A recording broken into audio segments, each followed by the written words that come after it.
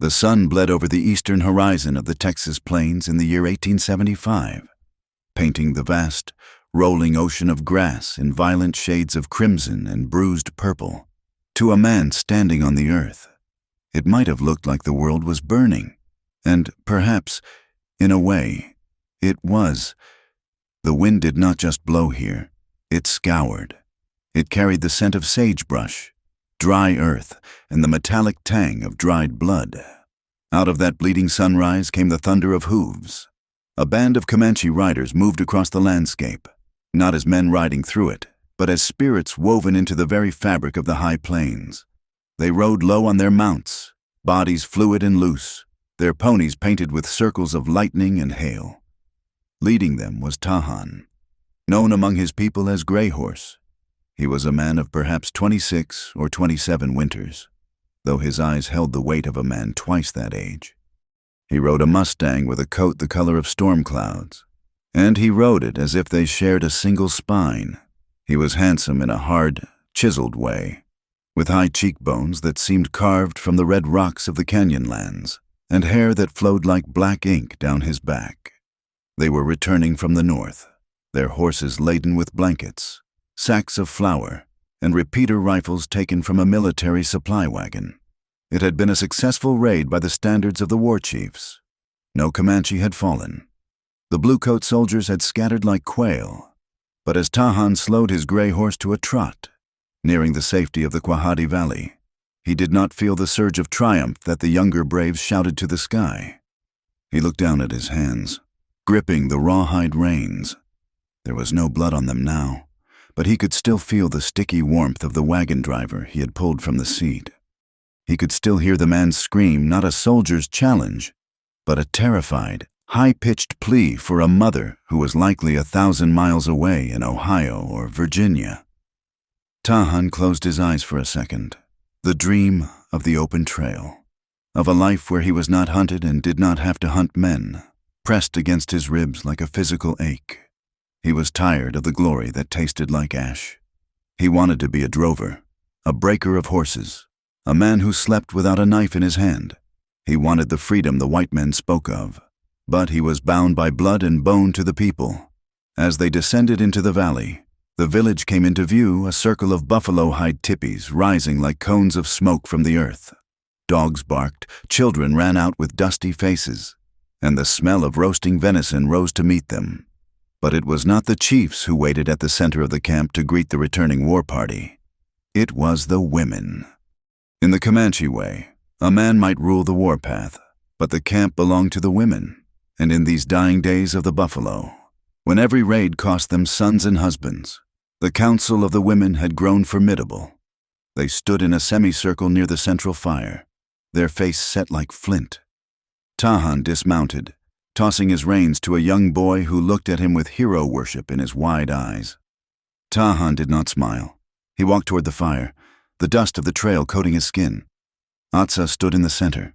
She was the medicine woman, ancient and shrunken, her skin a map of 1,000 dry summers.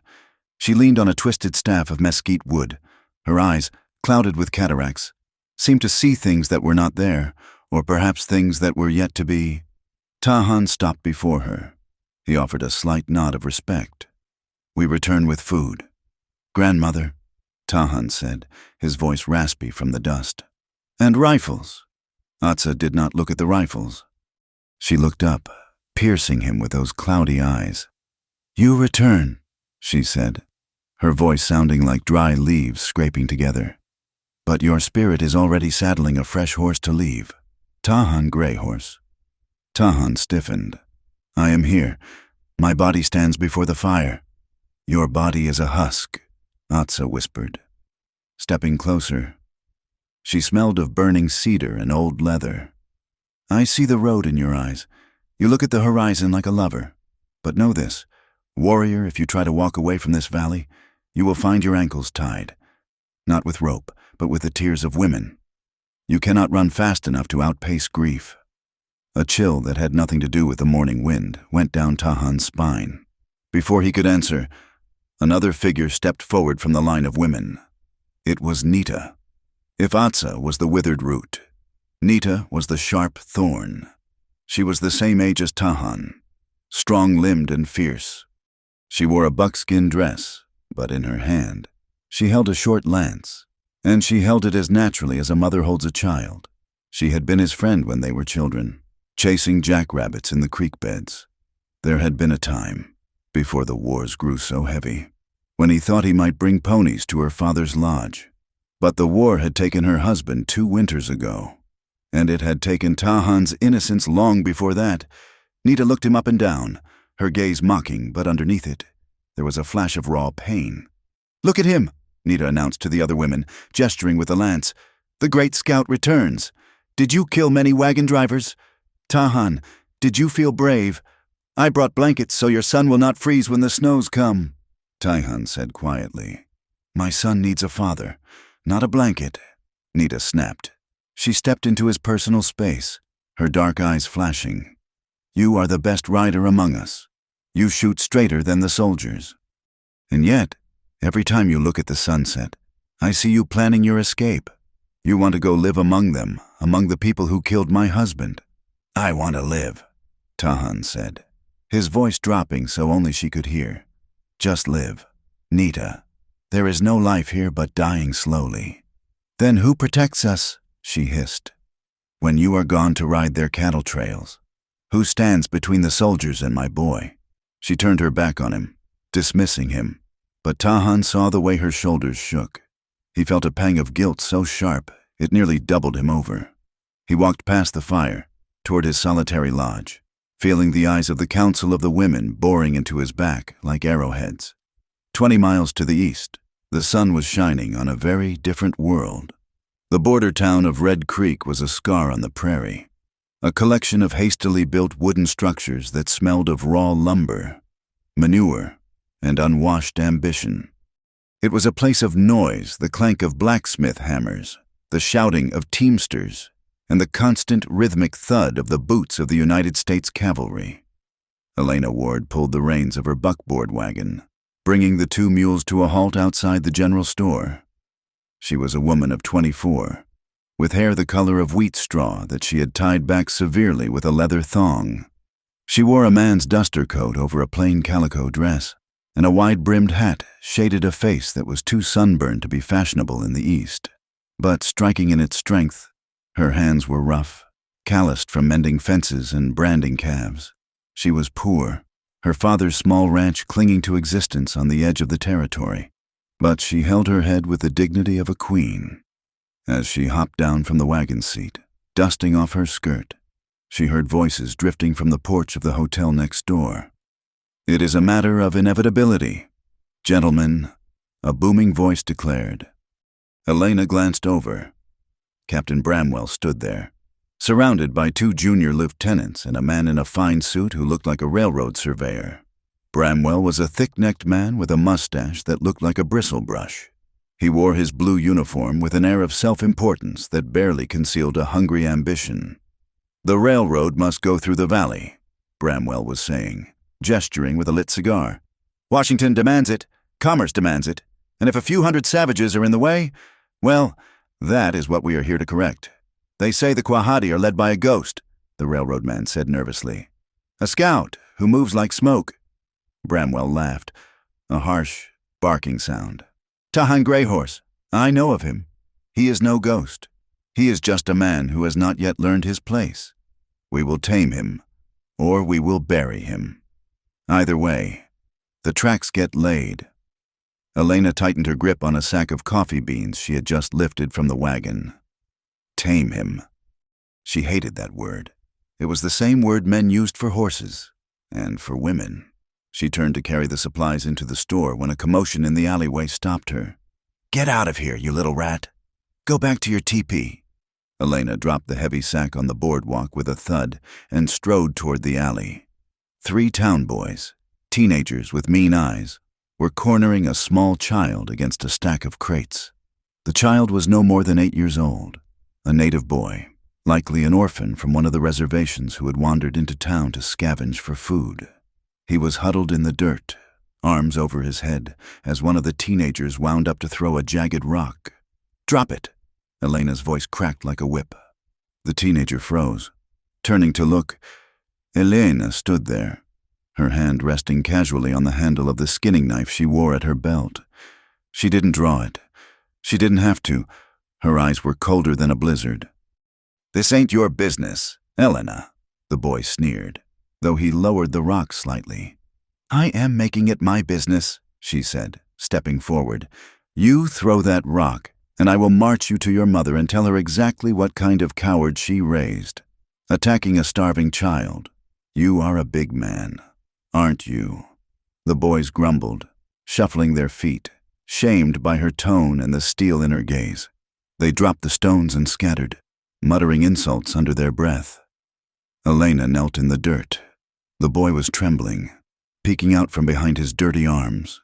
He looked at her with terror. "It is safe now," she said softly. Then, remembering the language she had learned living near the peaceful tribes as a girl, she spoke the words carefully.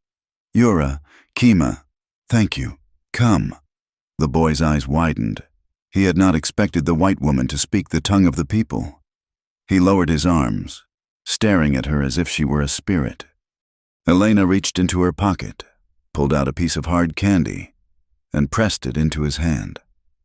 "Run along now," she whispered in English. "Go back to the open land. This place is not for you." As the boy scrambled away, vanishing into the shadows, Elena stood up and brushed the dirt from her knees. She looked toward the endless prairie beyond the town's edge. She hated the town. She hated the marriage Bramwell had been hinting at proposing to her father, a transaction to buy her father's land and civilize her. She wanted the wind in her face. She wanted a life that was not defined by walls and fences. That night, the wind howled through the Comanche village, flapping the hides of the great council lodge. Inside, the air was thick with smoke and tension. Tahan sat near the entrance, not part of the circle but summoned to witness it. The chiefs were there, old men with scars and memories of better days. But tonight, they were silent. Tonight, the women spoke. The debate had raged for hours. Some wanted to strike the town immediately. Some wanted to flee north to the canyons. But the reality was grim food was scarce. The soldiers were many, and the children were crying from hunger in the night. Finally, Atsa raised her staff, silencing the room. "We cannot fight the bluecoats as we did in the old days," she said, her voice echoing in the silence. "Our sons die, and no new ones are born to replace them. But we cannot surrender like beaten dogs." She turned her head, her milky eyes finding Tahan in the shadows. "Tahan Greyhorse wishes to leave us," she announced. "He wishes to walk the white man's road, to be a guide, to find his own peace." A murmur went through the room. Nita sat by the fire, her face stony, staring into the flames. "He has the right," a war chief grunted. "He is a free man. He is a Comanche," a widow shouted from the back. "He owes his breath to the tribe." Atsa thumped her staff on the ground. "He may go," she said, and the silence that followed was heavy. "But freedom has a price. He has taken life. He has ridden ahead while we mourn behind. If he wishes to sever the cord that binds him to this valley, he must first weave a new one to keep us safe." She pointed a crooked finger at Tahan. "Hear the decision of the Council of the Women. Tahan Greyhorse, you shall not leave this valley to follow your heart until you have satisfied the heart of every woman in this council." Tahan stood up, his brow furrowed in disbelief. A bitter laugh escaped his lips. "You jest, grandmother. I am a warrior, not a servant. I am not here to haul water or mend moccasins." "It is not water I speak of," Atsa said, her voice dropping to a terrifying whisper. "You think being a warrior is only about killing. You think a man is defined by how many enemies he leaves rotting in the sun. You are a child." Nita looked up from the fire then.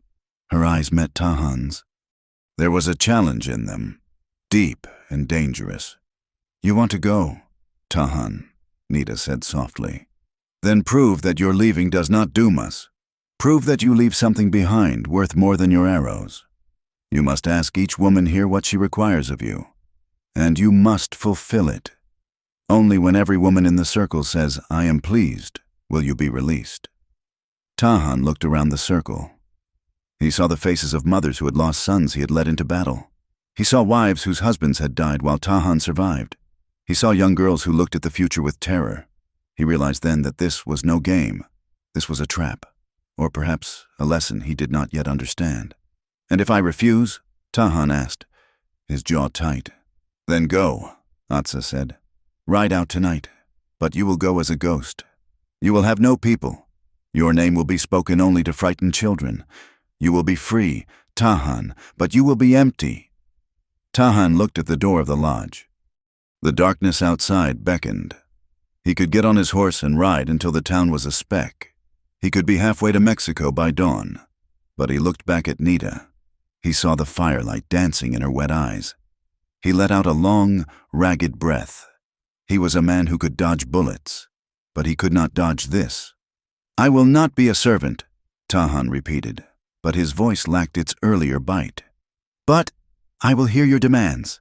Atsa smiled, a slow, toothless expression that looked like a crack in dry mud. "Good," she said. "Prepare yourself. Gray Horse, the war path is easy. The path to pleasing a woman, that is a mountain few men can climb." The heat on the plains that afternoon was a physical weight, pressing down on the wagon train that snaked its way through the limestone gullies of the Caprock Canyon. Dust hung in the air like suspended gold, choking the oxen and coating the faces of the travelers in a mask of grit. Elena Ward sat on the seat of her father's wagon, the reins of the mule slick in her hands. Her father, Thomas, dozed fitfully in the back, nursing a fever that had plagued him since they left the settlement. Elena scanned the ridgeline. Her eyes narrowed against the glare. She felt the silence of the land, a heavy, listening silence that usually preceded a storm. But it was not thunder that broke the stillness. It was a gunshot. The lead driver crumpled, falling from his seat. Suddenly, the canyon walls erupted with noise. Men on horseback poured down the scree slopes, screaming war cries that sounded jagged and wrong. They wore buckskins and feathers, their faces smeared with paint, but they rode with the heavy, stirrup-bound seat of white men, not the fluid grace of the Comanche. From a high ridge 300 yards away, Tahan Gray Horse watched the ambush unfold. He lay flat on his belly, his repeater rifle resting on a flat rock. Beside him, a young scout named Little Crow hissed. "It is the blue coats," Little Crow whispered. "No," Tahan said, his voice low. "Bandits. White men playing at being us. Look at their saddles. Look at how they hold their rifles." Below, the slaughter was beginning. The bandits were firing indiscriminately, aiming to wipe out the small caravan. If the army found the bodies, they would blame the Quahati band. It would be the excuse Captain Bramwell needed to call in the artillery. Tahan knew the wise path. The wise path was to turn his horse, ride back to the village, and let the white men kill each other. It was not his war. But then he saw a woman in the third wagon. She had stood up, a shotgun in her hands, firing back with desperate courage while men circled her like wolves. It was the woman from the town, the one who had given candy to the orphan. "We leave," Little Crow said, tugging at Tahan's arm. "No," Tahan said. He slid down the slope to where his gray Mustang waited. "We fight. They will think we are with them. We do not fight for them," Tahan said, mounting his horse in one fluid motion. "We fight for the truth." He kicked the gray horse into a gallop. The 4 scouts behind him hesitated for a heartbeat, then followed, their loyalty to Tahan stronger than their hatred of the intruders.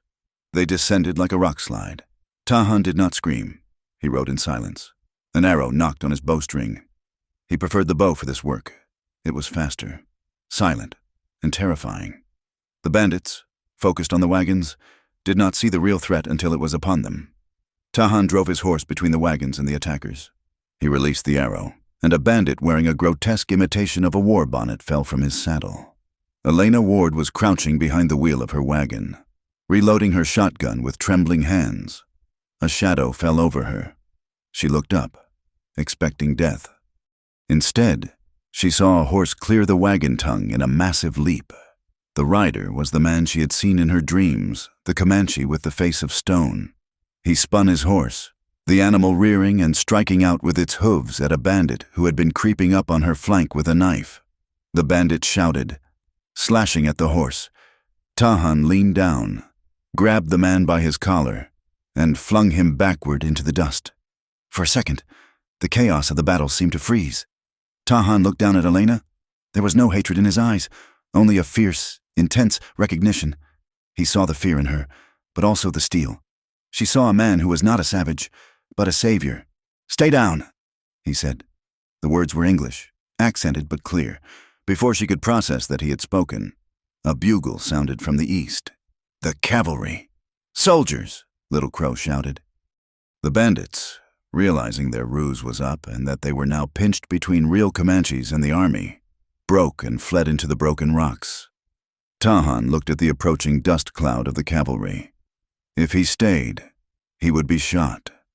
To the soldiers, a Comanche standing over a wagon looked like a killer, not a rescuer. He wheeled his horse.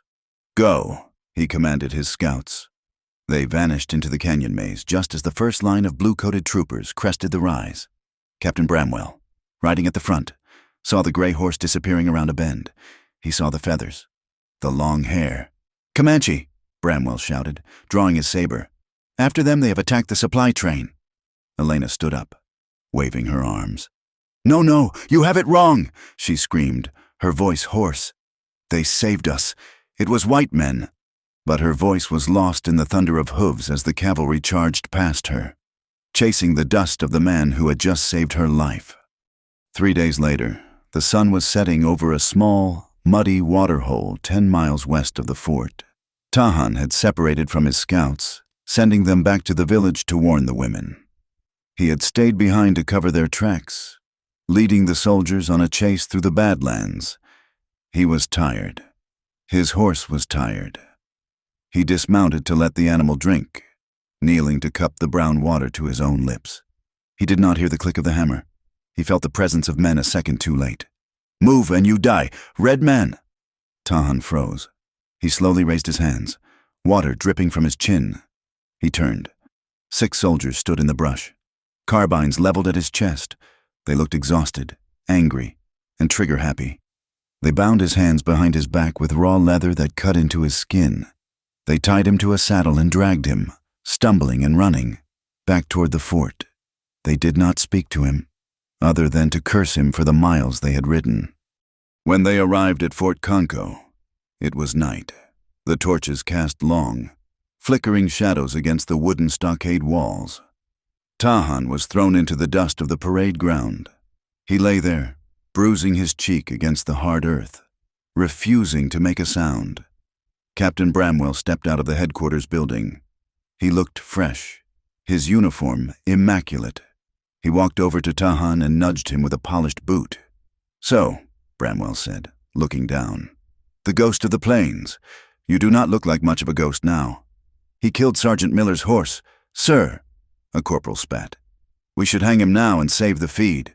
"An excellent suggestion," Bramwell said, lighting a cigar. "String him up by the gate. Let the other savages see what happens when they attack honest travelers." 2 soldiers grabbed Tahan by the arms, hauling him to his feet. They threw a rough hemp noose over his neck. Tahan stood tall. He would not beg. He looked at the stars, finding the patterns his grandmother had taught him. If he was to die, he would die looking at the path to the afterlife. "Stop!" The shout came from the edge of the parade ground. A woman ran into the light, her dress torn at the hem, her hair wild. It was Elena Ward. She had been brought to the fort for safety after the attack. She pushed past the soldiers, placing herself between Tahan and the gate. "Miss Ward," Bramwell said, his voice dripping with condescension, "this is a military matter. Go back to your quarters." "You are hanging an innocent man," Elena cried, her chest heaving.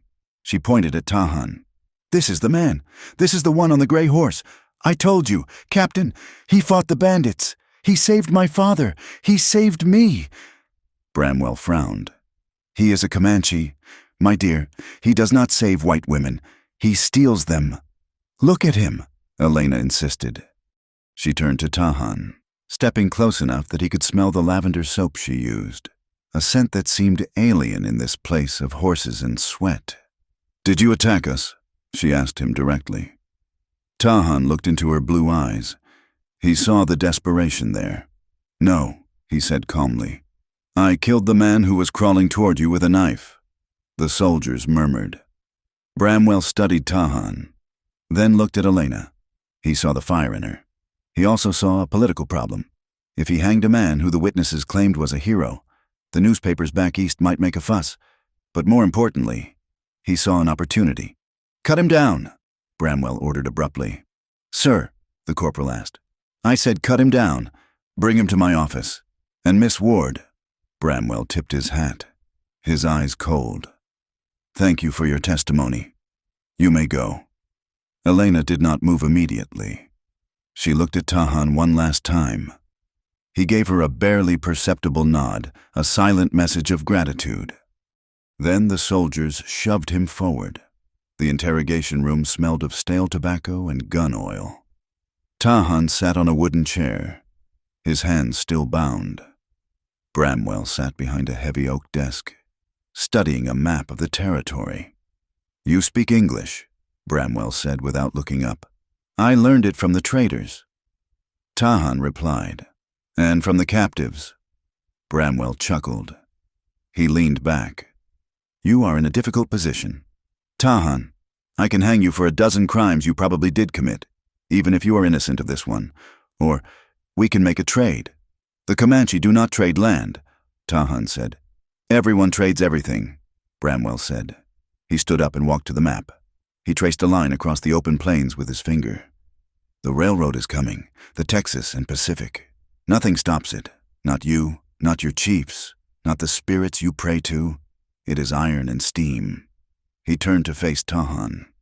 "Here's the deal. I need a scout. Not one of these drunkards I have here, but someone who knows the canyons. Someone who can talk to the chiefs. You will guide us. You will help me bring the chiefs to the table to sign a treaty that moves your people to the reservation in Oklahoma." Tahan spat on the floor. "You ask me to put a yoke on my own people. I ask you to save them." Bramwell slammed his hand on the desk. "If they fight, they die, all of them. The women, the children. My artillery will turn your valley into a graveyard. But if they sign, they get rations. They get blankets. They survive." Bramwell leaned in close, his voice lowering to a conspiratorial whisper. "And you want to be a cowboy? Don't you, a free man, you help me secure this territory, and I will give you a full pardon. I will give you a letter of recommendation. You can walk out of here, saddle that gray horse, and ride anywhere you damn well please. You can leave the tribe behind." Tahan stared at the map. The offer was a snake, coiled and venomous, but it was also the truth. There were too many soldiers. The buffalo were gone. If they fought, they would die. But to lead the soldiers to the chiefs, to be the instrument of their surrender. "I cannot decide for the chiefs," Tahan said. "No," Bramwell agreed. "But you can send them a message. Tell them the railroad is inevitable. Tell them Captain Bramwell offers peace. If they come in." Bramwell pulled a knife from his belt. Tahan tensed, but Bramwell merely reached out and cut the ropes binding Tahan's wrists. "Go back to your village. Take my message. But know this, I am sending a detachment to shadow you at a distance. If you run, we kill you. If you ambush them, we kill everyone. Do we have an accord?" Tahan rubbed his wrists. The circulation returned with a painful prickling. He thought of the counsel of the women. He thought of Atsa's prophecy. "You will find your ankles tied." Now he was tied by a promise to a white captain and a debt to a white woman. "I will take your message," Tahan said, "but I do not promise they will listen." News traveled across the plains faster than a horse could run. By the time Tahan rode into the valley 2 days later, the story of his capture and release was already known. The smoke signals had told part of it. The wind had whispered the rest. He walked into the council lodge. The women were waiting. Atsa sat by the fire, looking even older than before. Nita stood beside her, her arms crossed, her face a mask of conflict. "So," Atsa said, her voice dry as dust, "the wolf returns with a collar around his neck. I brought a message from the soldier chief." Tahan said, "He wants peace. He wants a treaty. He wants our land," Nita corrected sharply. "And you are helping him take it." I am trying to keep you alive, Tahan snapped, his patience fraying. The Iron Road is coming. We cannot shoot arrows at a locomotive. Bramwell offers a way to survive. And what did he offer you? Atsa asked softly. A ticket a life away from us. Tahan fell silent. He could not lie to the medicine woman. He offered me freedom, Tahan admitted. If I help bring peace. A silence stretched in the lodge, heavy and judging. This is the sign, Atsa said to the other women.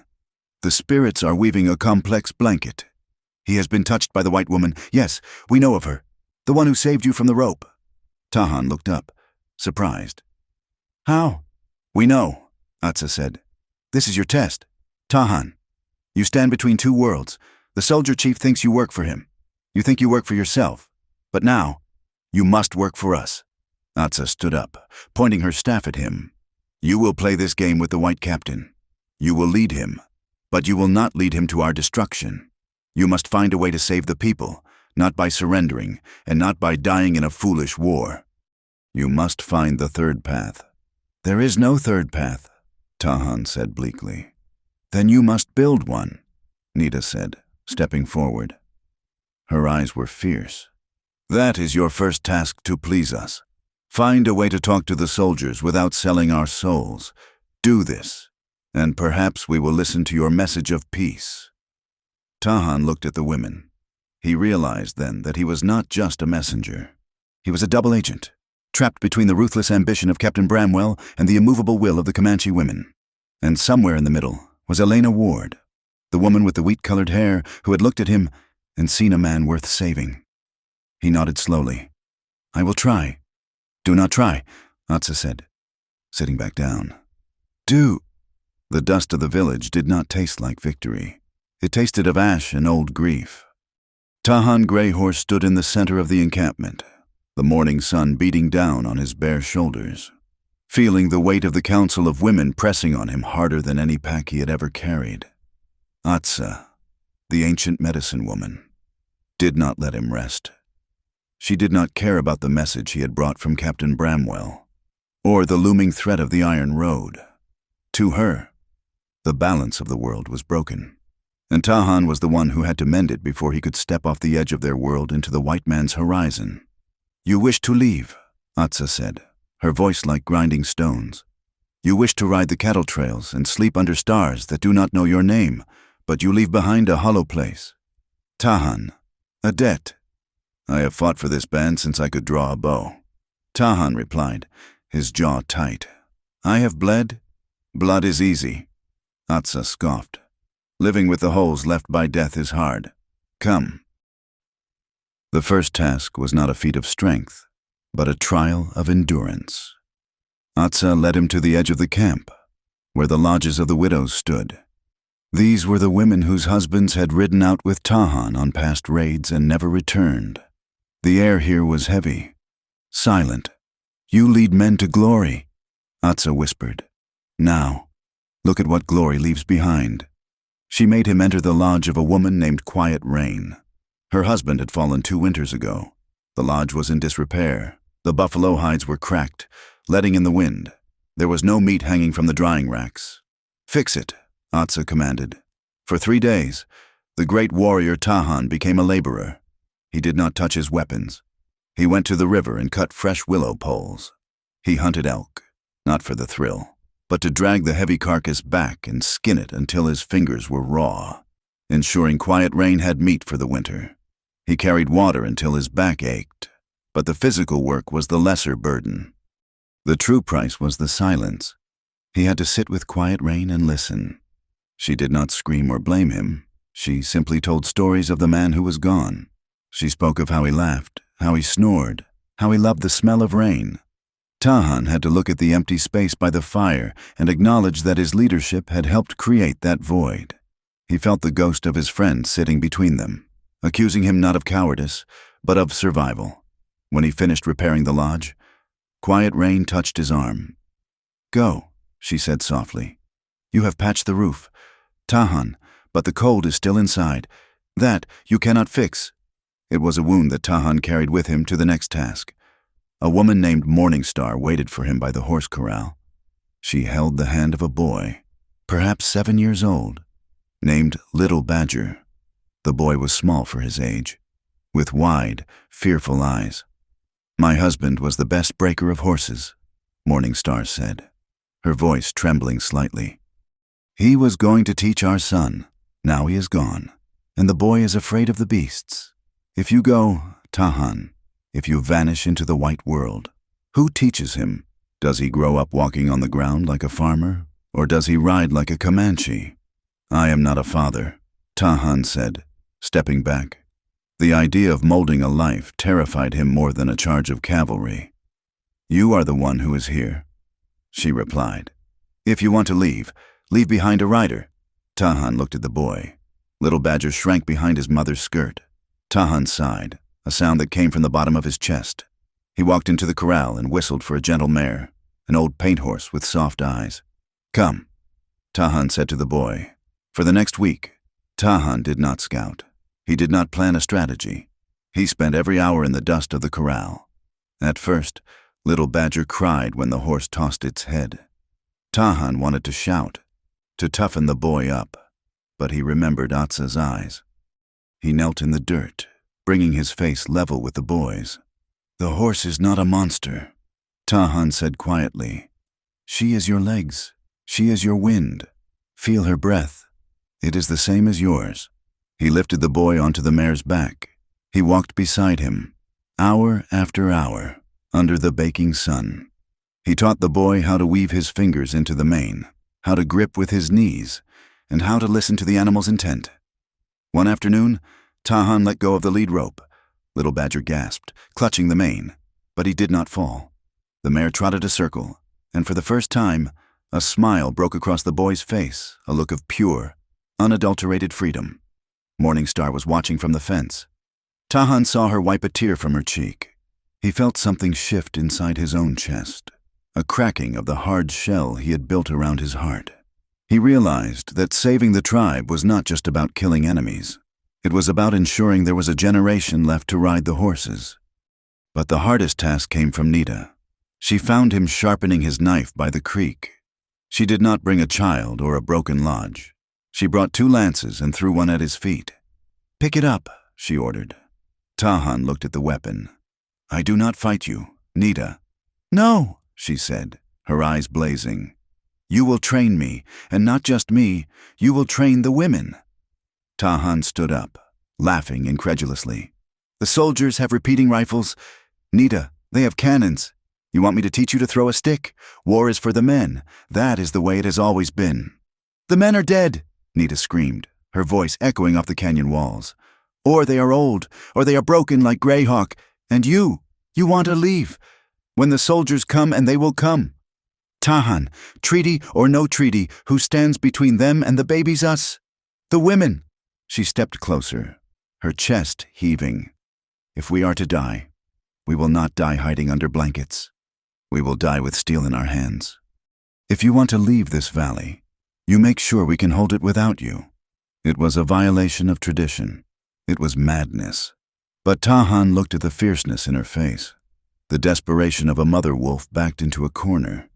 He realized that the old world was already dead. They were just fighting for the right to define the new one. "Gather them," Tahan said softly. The training began at dawn. 20 women, young, old, mothers, grandmothers stood in the field. Tahan did not go easy on them. He taught them how to use the terrain, how to strike from silence, how to hamstring a horse to stop a charge. He taught them that a knife in the dark was worth 10 rifles in the open. Nita was the quickest. She moved with a deadly grace, absorbing every lesson like dry earth drinking rain.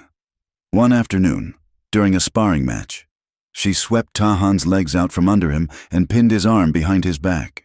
He lay in the dust, grunting in pain, and looked up at her. She was not smiling. She was a warrior. "Good," he wheezed. "Again." While Tahan paid his debts in sweat and dust, the world outside the valley was tightening its noose. Elena Ward rode under the cover of a moonless night. She had slipped away from the ranch, leaving a note for her father that said she was checking the north fence line. In truth, she was riding south, toward the jagged line of the Cap Rock, into the heart of the danger zone. She was accompanied by Mateo, an old vaquero who had worked for her father for 20 years. He rode nervously, crossing himself every time a coyote howled. "Señorita," Mateo whispered, "this is madness. If the soldiers catch us, they will arrest us. If the Comanche catches us, we are dead." "We are not going to the village," Elena said, her voice steady though her heart hammered against her ribs. "We are going to the creek, the crossing place. He will be there." She did not know for certain that Tahan would be there, but she knew that the creek was the only source of fresh water for 10 miles in either direction. If he was scouting, if he was watching the army, he would come to the water. She left Mateo with the horses in a thicket of mesquite and walked the last mile alone. The air was cool, filled with the sound of crickets and the distant rush of water. She reached the bank of the creek, where the limestone formed shallow pools. She waited. An hour passed, then 2. She began to doubt herself. Perhaps she was a fool, a white woman playing at being a hero in a story she did not belong to. Then the water rippled. Tahan emerged from the darkness like a part of the night itself. He was shirtless, his chest slick with water and sweat, washing the dust of the training from his skin. He froze when he saw the silhouette on the bank. "Do not shoot," Elena whispered. Tahan moved instantly, not for a weapon, but into the shadows of a willow tree. "Elena, I am alone," she said, stepping into a patch of starlight. "Well, mostly alone." He waded toward her, the water swirling around his waist. He looked exhausted. There were dark circles under his eyes and fresh bruises on his arms from the training lances. But his eyes were alert, burning with that same intensity that had saved her life. "You should not be here," Tahan said roughly. "Bramwell has scouts everywhere." "Bramwell is a liar," Elena said, her voice shaking with anger. "He is not planning a treaty. Tahan, I heard him with the railroad men. He is using the peace talks to gather your fighting men in the Box Canyon near the Twin Peaks. He calls it a neutral ground for signing, but he has moved 2 howitzer cannons to the ridge above it." Tahan went still. The water dripped from his hair, landing on the dry stones. "Cannons. He plans to seal the canyon," Elena continued, the words tumbling out. "He says it will be a regrettable accident when hostilities break out. He wants to wipe out the leadership in one afternoon so the tracks can be laid by summer." Tahan closed his eyes. The peace was a lie. Atsa was right. "He wants to announce our engagement after the victory," Elena said, hugging her arms around herself. "He thinks I am part of his prize, land, cattle, and a wife." She looked up at Tahan. "I will not be a prize, Tahan, and I will not let him butcher your people." Tahan stepped out of the water. He was shivering slightly, the night air biting against his wet skin. Elena saw the tremors. Without thinking, she unclasped the heavy wool blanket she wore over her shoulders and stepped forward. She wrapped it around him. For a moment, they were enclosed in the same small space, the wool creating a tent against the world. Tahan's hands came up to hold the edges of the blanket, and his fingers brushed hers. The contact was electric, a jolt that went deeper than skin. He looked down at her. In the pale light, he saw the faint white line of a scar running from her collarbone down her shoulder, a mark she had received years ago from a neighbor who threw a rock at the Indian lover girl. "You carry scars too," Tahan murmured, his thumb grazing the skin near her neck. "We all bleed red," Elena whispered. Her breath hitched. She was close enough to smell the river water on him, the scent of sage and man. The distance between their worlds, the chasm of war, race, and history seemed to shrink to the space of a breath. Tahan leaned down. Elena tilted her head up. It was a kiss born of desperation. It tasted of salt and fear. Tahan's lips were rough, but his touch was incredibly gentle, as if he were handling a frightened bird. For a few seconds, the war did not exist. There was only the heat of their bodies and the rushing of the water. Then, Tahan pulled back. He gasped, as if surfacing from deep water. He stepped away, gripping the blanket tight. He turned his back to her, looking toward the dark outline of the hills where his village lay. "I cannot," he said, his voice ragged. "Tahan." Elena reached out. "I have made a promise," he said. "To the women of my tribe, I cannot take what I want until they are safe. If I stay here with you, if I let myself want this—" He shook his head. "Bramwell will kill them all." Elena dropped her hand. She understood. This was not a rejection. It was a confession of duty. "You have to stop him," Elena said. "But you cannot fight the cannons head on." "No," Tahan said. The softness vanished from his face, replaced by the hard lines of the strategist. "He wants a meeting in the Box Canyon. We will give him a meeting." He turned back to her. The look in his eyes frightened her, but it also thrilled her. It was the look of a wolf that had stopped running and decided to turn and bite. "You said you want to help?" Tahan asked. "Yes." "Then I need you to go back," Tahan said. "I need you to smile at Captain Bramwell. I need you to let him believe his trap is perfect. Can you do that?" Elena swallowed hard. She thought of Bramwell's oily smile, his touch on her arm. It made her skin crawl. But she looked at Tahan, standing there in the moonlight, a man trying to hold up the sky for his people. "I can do it," she said. "Good," Tahan said, "because I am going to break his treaty, but I am going to save the world." He looked at her one last time, engraving her face into his memory. "Go, Elena, before the moon rises." She mounted her horse and rode away into the dark. Tahan watched her go until the sound of hooves faded. Then he turned toward the village.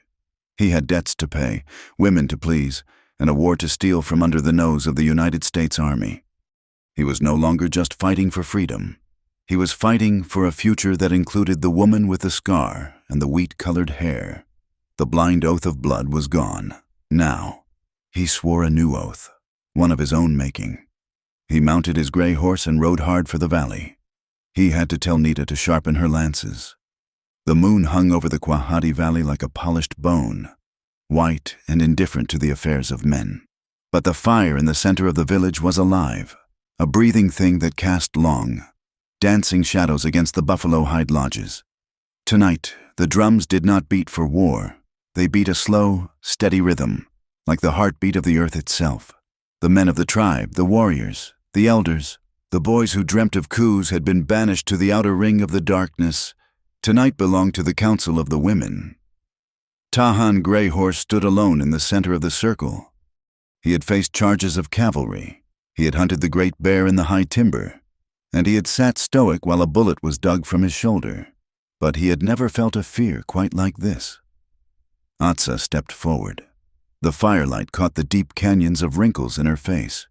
She raised her arms, and the silence that fell was heavier than a winter blanket. "The time has come," Atsa announced, her voice carrying to the edges of the camp. "Tahan Grey Horse seeks to leave us. He seeks to cross the line into the world of the white man, to trade his lance for their words. But a man does not leave his family without paying his debts." She turned to Tahan. "This is the night of demands. Grey Horse, every woman here who carries a burden because of the wars you fought, or the peace you failed to keep, has the right to ask of you. You will not sleep. You will not eat. You will not rest until every woman in this circle can look at you and say, 'I am pleased. I am satisfied.'" Tahan looked around the ring. There were 50 women. Some were old, their eyes milky with age. Some were young, holding babies that whimpered in the night air. "I am ready," Tahan said, though his voice sounded thin in the vastness of the night. The first to step forward was Walking Bird, a widow of 40 winters. Her husband had died 3 years ago in a raid Tahan had led against the encroaching settlers near the Brazos River. She carried a small bundle of sage and a heavy stone. "You let him out," Walking Bird said, her voice devoid of anger but full of a terrible hollow ache. "You brought back his horse. You brought back his shield. But you did not bring back his story. I do not know how he died. Tahan, the other men say he died bravely. That is a lie men tell women to make them sleep." She placed the stone at Tahan's feet. "Take me to him," she commanded. "Not with our feet, for the place is far. Take me there with your words. Do not spare me the blood." Do not paint it with glory. Tell me exactly how the light left his eyes, so I can mourn the truth, not the legend." Tahan swallowed hard. He remembered that day. He remembered the smell of gunpowder and the wet sound of the bullet striking bone. He was afraid. Tahan began, his voice rasping. "We were pinned down in the dry wash. The sun was in our eyes." For the next hour, Tahan stripped away the armor of the warrior myth.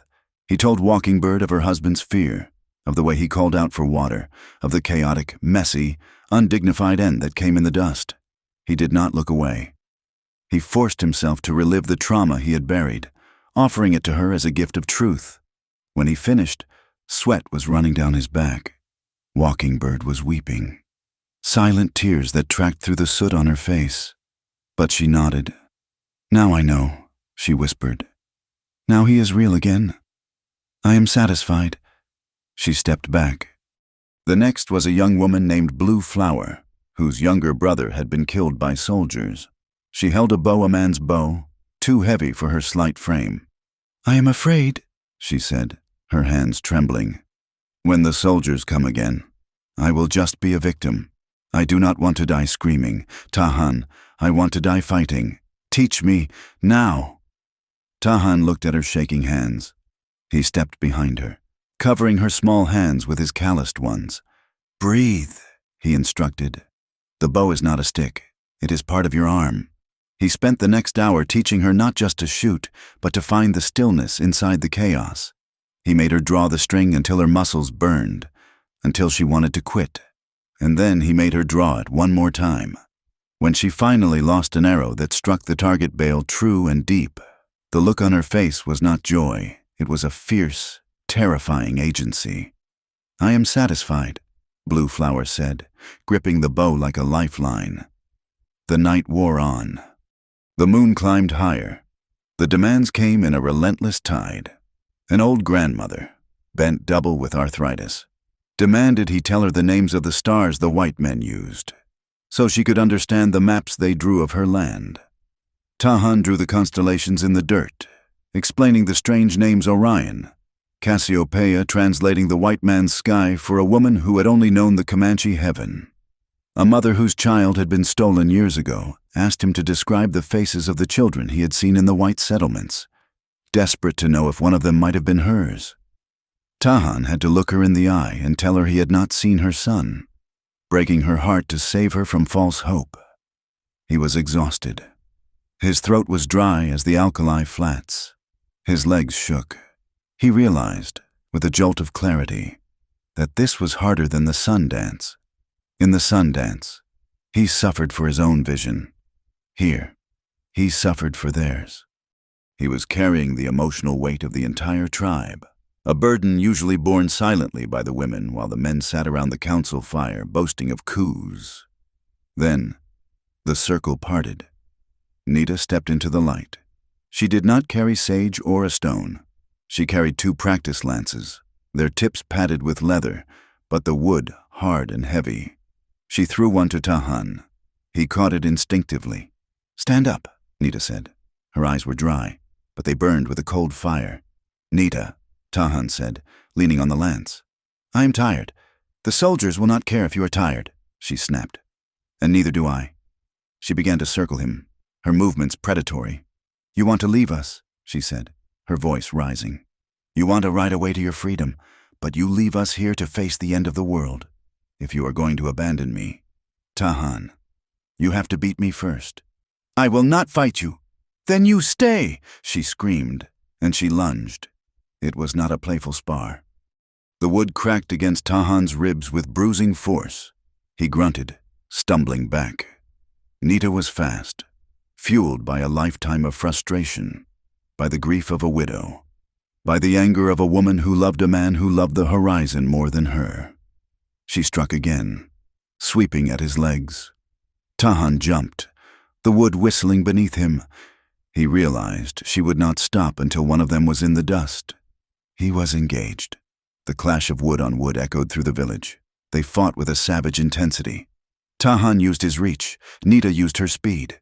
She was relentless, driving him back toward the fire. She struck him on the shoulder, the thigh, the chest. Tahan took the blows, blocking only the ones that would break bone. "Fight me!" she yelled, tears finally spilling over her cheeks. "Fight me like I am Bramwell! Fight me like I am the future that is killing us!" Tahan roared, a sound of pure anguish. He parried her thrust, spun the lance, and swept her weapon aside. He stepped in, dropping his lance, and caught her wrists as she tried to draw her knife. They grappled, chest to chest, breathing raggedly. He could feel her heart hammering against his. He could overpower her, he was stronger.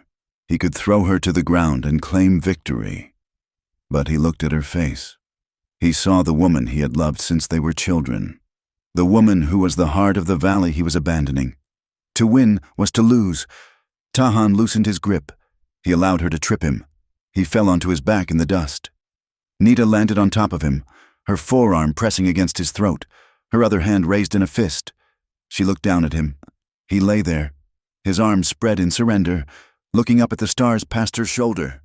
"Kill me, or let me go," Tahan whispered. "But do not ask me to stay and watch you die." Nita's fist trembled. The rage drained out of her, leaving only the terrible sadness of inevitable loss. She collapsed onto his chest, burying her face in his neck. She sobbed, great racking heaves that shook them both. Tahan wrapped his arms around her, holding her while the council of the women watched in silence. He held her until her tears soaked his buckskin shirt. "I release you," Nita whispered into his skin. "I release you. Gray Horse, go, before I hated you for staying." She rolled off him and stood up, dusting herself off. She did not look back at him as she returned to the circle. Tahan sat up. He thought it was over, but Atsa banged her staff on the ground. "The night is not done," the old woman said. "The spirit is satisfied. Now, the hands must work." What followed was a blur, a montage of servitude that would become a legend among the people. The Comanche warrior had to please all the women. A young mother rushed forward with a baby that was burning with fever. "The medicine lodge is too far from my legs," she cried. "He burns." Tahan did not walk. He ran. He scooped the child into one arm, sprinting across the camp to Atsa's lodge to retrieve the willow bark tea and the cooling stones. He sat with the mother, sponging the child's forehead with cool water until the fever broke as the moon passed its zenith. Then, a grandmother whose teepee poles had snapped in the last windstorm pointed a bony finger. "My house is leaning. I sleep in fear of the crushing wood." Tahan went to the river breaks in the dark. He cut fresh saplings with his knife. He returned and stripped the bark. He dismantled the side of her lodge and relashed the frame, his fingers bleeding from the rough rawhide, ensuring her home was strong against the coming storms. Another woman, the wife of the arrow maker, needed herbs that only grew on the high ridge. "My husband's cough is bad," she said. "He needs the red root." Tahan saddled his gray horse. He rode out into the blackness, galloping up the treacherous scree slopes. He found the root by the light of the stars, dug it up with his knife, and rode back, his horse foaming, to deliver the medicine before dawn. He chopped wood for the widows. He carried water skins from the creek until his shoulders were numb. He cleaned the hooves of the horses belonging to the women who had no men to do it. He worked with a ferocity he had formerly reserved for war. And as he worked, the way the women looked at him changed. They no longer saw the arrogant scout who looked over their heads at the horizon. They saw a man who was kneeling in the dirt to fix a broken pot. They saw a man who understood that a tribe is not built on victory, but on the million small acts of care that keep the dark at bay. By the time the sun began to bleed into the eastern sky, Tahan was on his knees by the central fire. He was covered in dust, sweat, and sap. He had nothing left to give. The women gathered around him. The silence was different now. It was soft. It was respectful. One by one, they spoke. "I am pleased," said Walking Bird. "I am satisfied," said Blue Flower. "I allow it," said the grandmother with the new lodge poles. The chorus of voices washed over him. He had paid the price. He had bought his freedom not with blood, but with service. Atsa was the last to speak. She walked to where he knelt and placed her withered hand on his head. "You have washed the war paint from your soul, Tahan," she said. "You are clean." "Then I may go?" Tahan asked, his voice a croak. "You may go," Atsa said. "But I have one final demand, the demand that binds them all." Tahan looked up at her. "You go to the white man's army." Atsa said, "You go to the woman with the wheat-colored hair. Do not look surprised. The spirits have no secrets. You will walk in two worlds. My demand is this: you must promise that wherever you walk, you will never turn your back on a woman or a child. Not ours, not theirs. If you see a white child crying, you are his father. If you see a white woman in fear, you are her shield. You are no longer just a Comanche warrior. You are a guardian of the helpless." "Do you swear this?" Tahan thought of Elena. He thought of the orphan boy in the town. He thought of the world Bramwell wanted to build, a world of iron and steam that cared nothing for the weak. "I swear it," Tahan said. "On my name, in my blood." "Then rise," Atsa said. "Rise, Tahan, and go." Tahan stood up. His legs felt light. The heavy burden was gone, replaced by a different kind of weight, a ballast that would keep him steady in the storm. He walked to his lodge and gathered his few belongings. He saddled the gray horse. As he rode toward the edge of the village, Nita was waiting for him. She did not cry. She reached into her belt and pulled out a small leather pouch, beaded with the pattern of the morning star. "It contains the earth of the valley," she said, pressing it into his hand, "and a lock of my hair, so you do not forget who you are." "I will not forget," Tahan said. He tied the pouch to his saddle horn. "Go," Nita said, slapping the horse's flank. "Before I change my mind." Tahan rode out of the valley as the sun crested the horizon. He did not look back. He rode toward the fort, toward Bramwell, toward the treachery of the peace treaty, miles away, on a high ridge overlooking the valley. A lone figure on horseback watched the smoke of the village fires. Elena Ward lowered her spyglass. She had seen the gathering. She had seen the long night of the trial, though she could not hear the words. She saw the gray horse emerge from the valley, heading toward her world. "He is coming," she whispered to the wind. She turned her horse and rode north, back toward the ranch, back toward the dangerous game she had agreed to play. The pieces were moving. The night had left the board of the old world and was crossing into the new one, and Tahan Gray Horse was no longer just a man running for freedom. He was a man sent on a mission by the most powerful force on the plains, the mothers of the Comanche. The sun hammered down on the twisted landscape of the Badlands, baking the red clay until it cracked like old pottery. Captain Bramwell sat high in his saddle, his uniform impeccable despite the dust, a handkerchief pressed to his nose to ward off the smell of sulfur and horse sweat.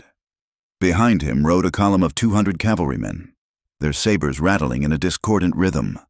Tahan Gray Horse rode at the front, 10 paces ahead of the captain. He did not slump. He did not look back. He rode with the straight spine of a man marching to his own execution, or perhaps the execution of his world. They were heading toward Devil's Fork, a box canyon where the limestone walls rose 300 feet straight up toward the uncaring sky. This was the designated meeting place. Bramwell had called it a sanctuary for peace. Tahan knew it was a slaughter pen. "Keep a sharp eye. Scout," Bramwell called out, his voice thick with false camaraderie. "We do not want to keep the chiefs waiting. History is being written today." Tahan said nothing. He scanned the ridge lines. He knew that Greyhawk would be coming from the north, leading the 50 best warriors the Quahati had left. Greyhawk was proud. He had argued that to refuse the meeting was to show fear, and a Comanche war chief did not show fear to a blue-coat captain. But Tahan felt the trap closing. He had seen the way the artillery wagons lagged behind, how the soldiers checked their carbines with the nervous fingers. He was the bait, and his people were the wolves being lured into the pit. 20 miles to the east, the sky was turning a bruised purple, heavy with an approaching storm. Elena Ward stood in the shadows of the livery stable behind the hotel, her heart pounding against her ribs like a trapped bird. She had been delivering milk to the kitchen when she heard the voices through the thin wall of the planning room. It was Bramwell's lieutenant and a man from the railroad syndicate. "The captain is thorough," the railroad man had chuckled, the sound of glass clinking following his words. "He gets them all in the box. One volley from the Hotchkiss guns on the South Ridge, and the Indian problem is solved. The railroad lays track by June. And the treaty? Paper burns. My friend, paper burns." Elena had dropped the milk pail. She did not wait to clean it up. She ran. Now! She cinched the saddle tight on her mare, her hands shaking so badly she could barely work the leather. She swung up into the saddle just as a shout rang out from the street. "Hey, the girl, stop her!" A soldier had seen her running. Elena kicked the mare hard. The horse bolted, hooves clattering on the wooden boardwalk before hitting the dirt of the main street. "Halt!" A gunshot cracked the air. A bullet whined past her ear, close enough to hear the angry buzz of the lead. Elena flattened herself against the horse's neck. She did not look back. She rode for the open prairie, aiming her mount toward the dark storm clouds gathering over the Devil's Fork. She rode until the horse lathered and foamed. The rain began to fall, cold and stinging, turning the dust into slick mud. Behind her, she could hear the faint bugle call of a pursuit patrol, but the storm was her ally. It swallowed her tracks. She had to reach Tahan. She had to reach him before the sun rose over the canyon. Tahan had made camp in a shallow depression near the canyon entrance, guarded by 2 sentries. Bramwell did not trust him enough to let him sleep unobserved. But Tahan did not sleep. He sat watching the lightning fork across the sky. A sound, softer than the wind, made his ear twitch. It was the scrape of a boot on stone, but too light to be a soldier in government-issue leather. He moved his hand to the knife at his belt. "Tahan?" The whisper was a ghost in the rain. He turned. Elena was there, crouched behind a boulder. She was soaked to the bone, her hair plastered to her face, mud streaking her cheek. She was holding her left arm. Blood was seeping through the wet fabric of her sleeve where a bullet had grazed the flesh. Tahan signaled silence. He timed the patrol of the sentries. When they turned their backs, he slipped into the shadows, grabbing Elena's good arm and pulling her into a narrow fissure in the rock face that led to a small, dry cave. Once inside, out of the wind, the silence was sudden and deafening. "You are bleeding," Tahan said, his voice rough. "They know," Elena gasped, her teeth chattering from the cold and the shock.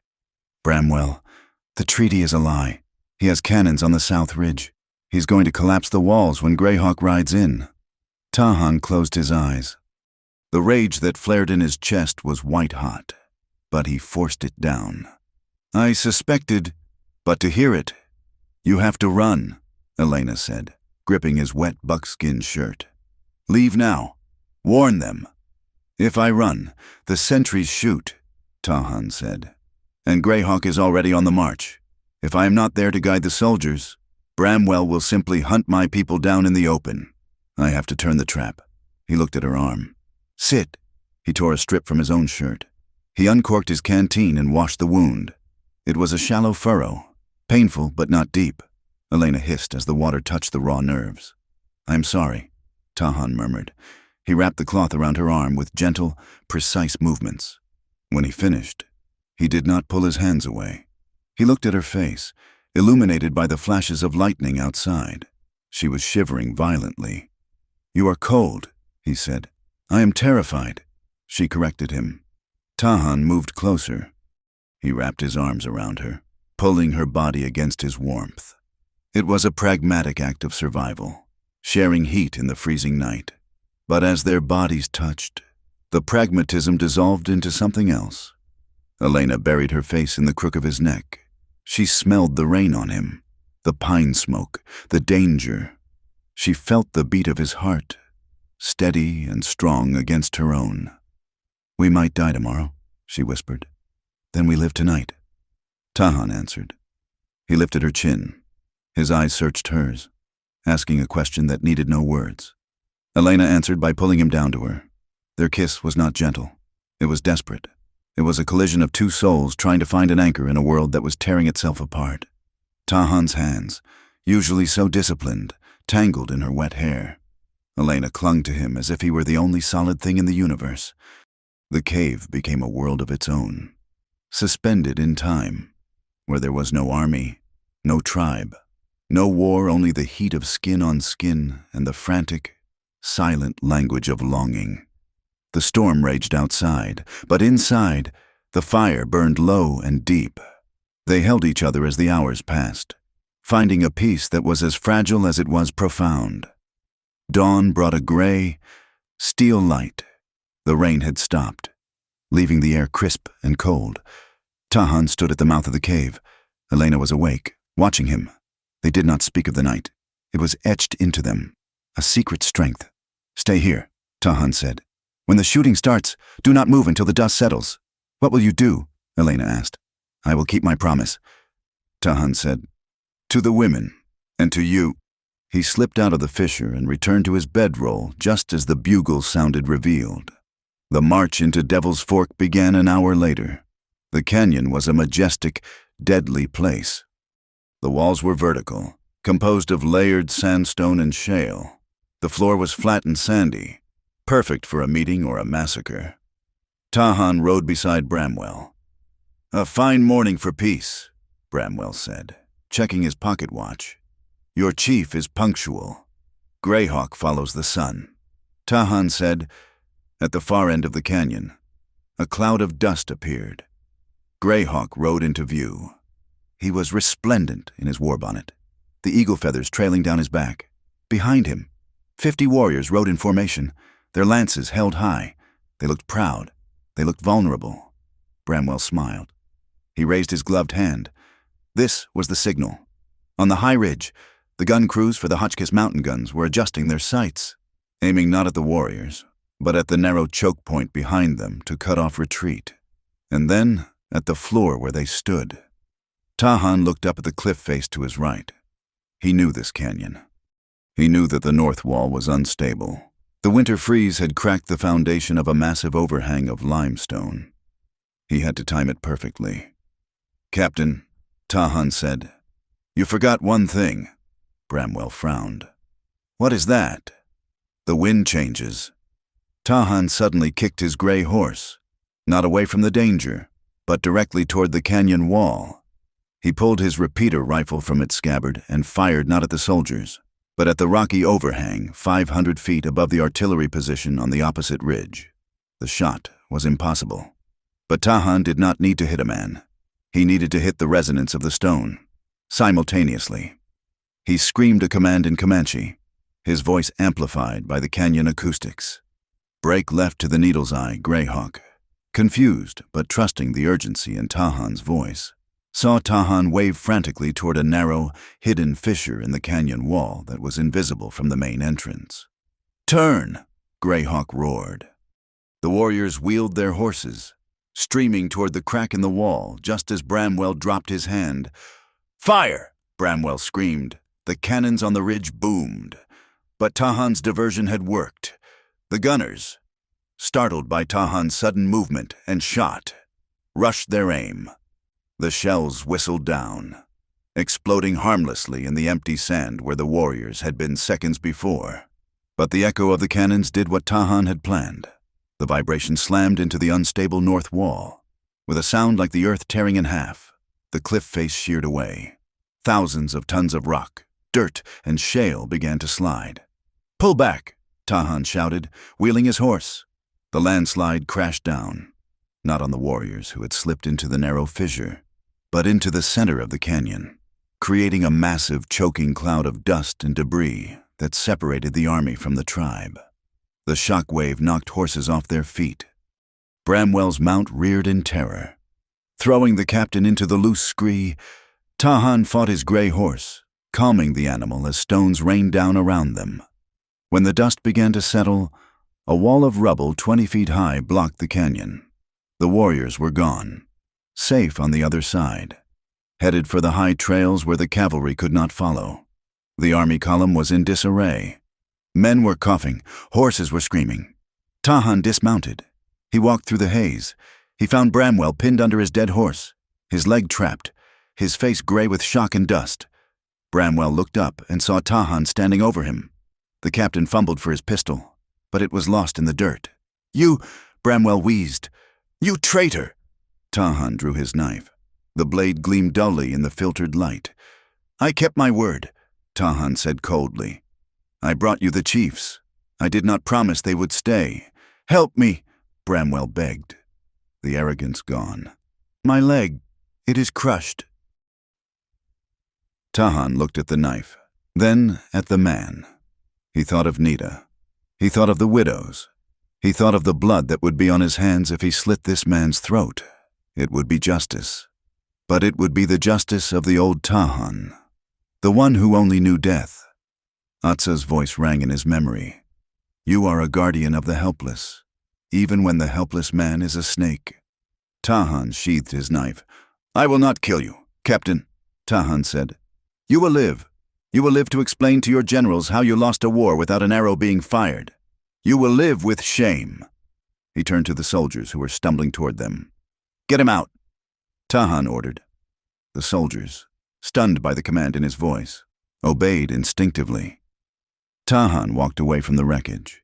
He climbed the slope to the cave entrance. Elena was standing there. She had watched it all.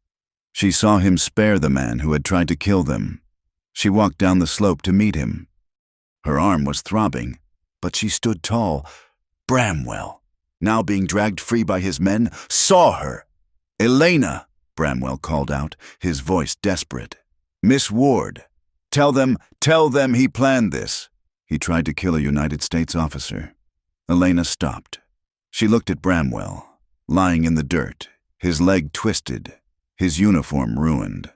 She looked at the man she'd been expected to marry, the man who represented the civilization that was coming to the plains. Then she looked at Tahan Dusty, wild, standing with the quiet dignity of the earth itself. Elena turned to Bramwell. Her voice was nice. "I saw nothing, Captain," she said clearly. "I saw a rock slide. I saw our incompetent commander lead his men into a hazard. That is what I will write in my letter to the territorial governor." Bramwell's jaw dropped. You cannot." "I can," Elena said. "And I will." She turned her back on him. It was the most final movement Tahan had ever seen. She walked to Tahan, ignoring the stares of the soldiers. "Is it done?" she asked. Tahan looked at the wall of rock that now separated him from his past life. Greyhawk and the others were gone.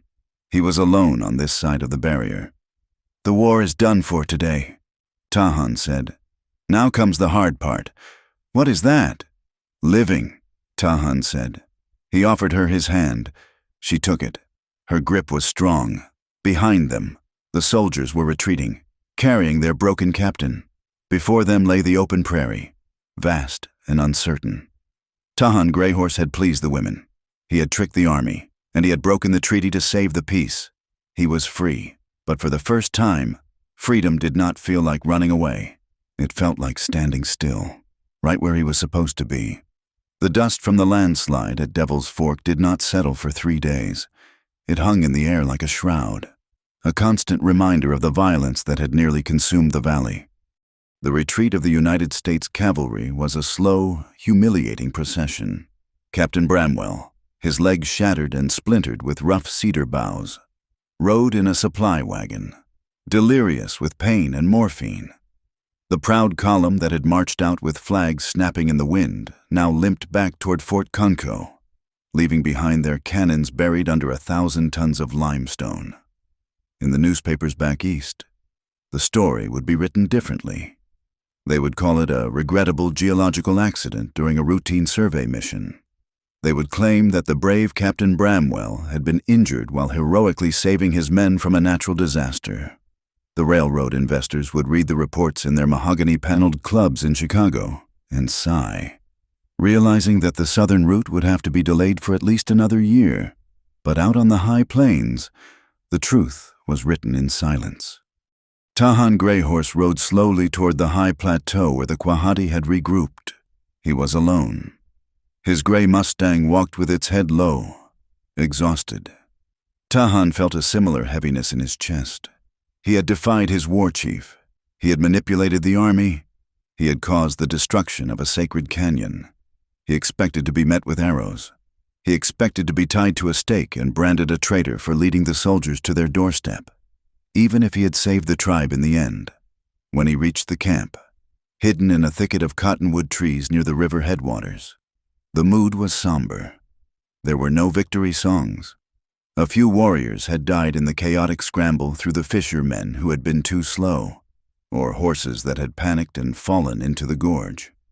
Tahan dismounted. A young brave took his reins without a word. Tahan walked toward the central fire, where the wounded were being tended. He saw Greyhawk lying on a buffalo robe. The great war chief's leg was twisted at an unnatural angle, bound tight with leather strips and poultices. A man who had spent his life on the back of a horse, ruling the plains like a king, was now grounded. Tahan stood over him. "I have returned. Greyhawk." The old chief opened his eyes. They were glazed with pain, but the fire in them was not extinguished. He looked at Tahan for a long time. "You broke the mountain," Greyhawk rasped. "I broke the trap," Tahan corrected gently. "You disobeyed my command to charge," Greyhawk said. He tried to shift his weight and grimaced, a sharp intake of breath hissing through his teeth. "In the old days, I would have killed you for that. I would have cut your heart out for questioning my courage." "The old days are under the rocks, Uncle," Tahan said. "If we had charged, we would be meat for the buzzards now." The cannons were waiting. Greyhawk looked at his leg, then at the few dozen warriors sitting around the fire, cleaning the dust from their rifles. He looked at the women chopping wood nearby. "I wanted to die fighting," Greyhawk admitted, his voice dropping to a whisper that only Tahan could hear. "It is a cleaner death than starving on a reservation. But you made us live. Is that a crime?" "It is a burden," Greyhawk said. "But perhaps it is the burden we must carry now. My riding days are done. Tahan, the spirits have taken my legs so I can no longer lead the charge into foolishness." He reached out and gripped Tahan's forearm. "You have the eyes of a hawk, but you think like a woman. You think of tomorrow, not just today. That is why you saved us." Tahan felt a knot loosen in his chest. He had made his peace with the warriors. But the warriors were not the ones who held the keys to his freedom. That evening, the Council of the Women convened. It was not a formal ceremony like the Night of Demands. It was quieter. The women sat in a circle on the grass, the evening light turning the world to gold and violet. Atsa sat in the center, and beside her sat Nita. Tahan stepped into the circle. He did not bow. He stood tall, waiting for their judgment. Nita stood up. She wore a bandage around her arm, where a falling rock had grazed her during the escape. She walked up to Tahan, her face unreadable. "We watched from the high trail," Nita said. "We saw the mountain fall. We saw the soldiers run." "I did what I had to do," Tahan said.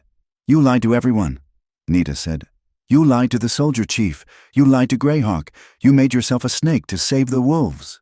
She paused, and for a second, Tahan thought she would strike him. "I hate that you know their minds so well," Nita continued, her voice trembling slightly. "I hate that you can walk into their forts and speak their tongue and think their thoughts. It makes you smell like them." Tahan stiffened. "I am Comanche." "Yes," Nita said. "You are, because when the mountain fell, you were on our side of the rock. You could have ridden away. Tahan, you could have left us in the trap and ridden to Mexico, but you stayed to make sure the wall came down." She reached out and touched his chest, right over his heart. "My son is alive today because of your lie," she whispered. "My mother is alive. If we had fought as Greyhawk wanted, we would be dead. If we had surrendered as the white men wanted, we would be slaves. You found the third path." She stepped back, her eyes shining with tears she refused to shed. "I release you, Tahan Greyhorse, not because you fought well, but because you were smart enough to save us from our own pride. You are no longer bound to this village. We do not need a martyr. We needed a savior, and you have done that work. Now, go, before I remember how much I will miss you." Tahan looked at Nita. He saw the love there, buried under layers of duty and survival. He nodded, a slow, solemn gesture. Then Atsa spoke. "Do you understand now?" the old woman asked. Her voice was stronger than it had been in months. Tahan turned to the matriarch. "Understand what, grandmother?" The meaning of the task. The Comanche had to please all the women.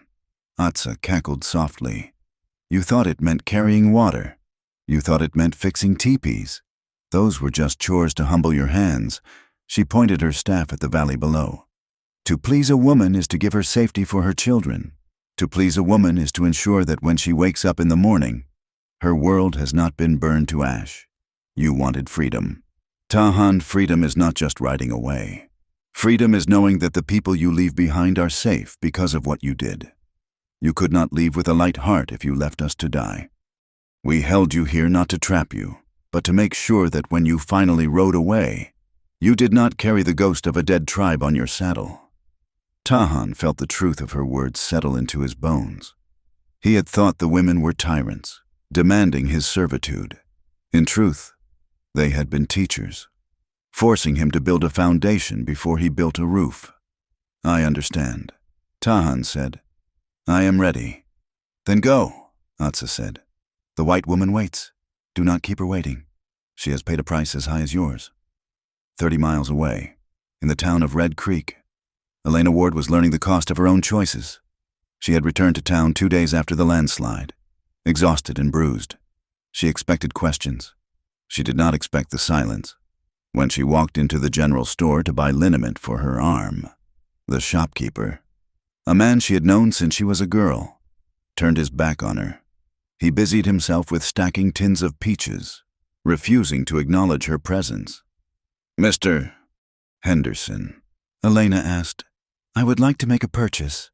"We are close to you, Miss Ward," the man said without turning around. "Closed. It is noon." "We are close to you," he repeated, turning to glare at her. "We heard what happened. Bramwell's men talk. They say you were with the savage. They say you warned him. They say you stood by and watched a United States captain crushed under a rock and did nothing." Elena stiffened.